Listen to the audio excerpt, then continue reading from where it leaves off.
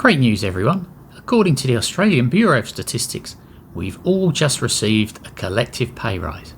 Well, a wealth rise. I genuinely thought I'd misread this first time.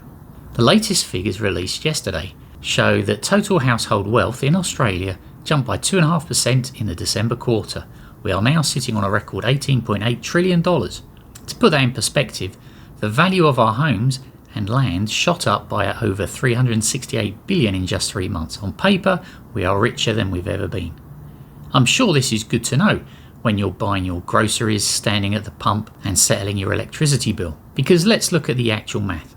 This wealth isn't cash in your pockets, it's equity locked in bricks and mortar that you can't sell unless you want to live in a tent, and could well be heading in that direction given current global instability. While the ABS is celebrating a 3.2% rise in prosperity values, the rest of us are looking at a 3.7% inflation rate and a 6.8% jump in household costs overall. Even Dr. Mish Tan at the ABS admitted that while wealth is lifting, we also took on 64 billion extra new debt just to keep up. Household borrowing grew by 2% that quarter, the strongest growth since 2021. So we're wealthier, but we're also deeper in the hole. Meanwhile, the RBA Financial Stability Review, linked below in the description, also acknowledges the obvious.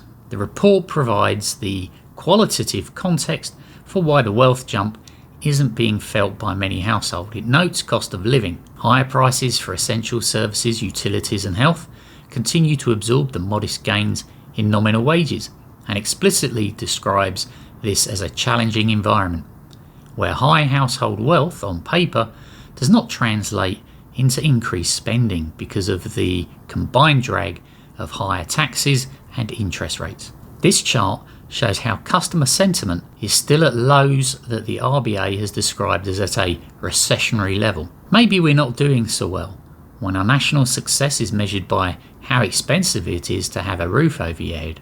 If your wealth goes up because the median house price hits another record, but you can't afford a ribeye at Coles without checking your bank balance first, that's not a boom, that's a crisis disguised as a spreadsheet. Let's be real and look past the 18 trillion headline and ask, what is the actual prosperity for the average person working an average job per week? What do you think? Are you feeling 2.5% wealthier today, or are the finance and wealth stats just another example of the disconnect between Canberra and the kitchen table? Let me know in the comments. Thanks for watching.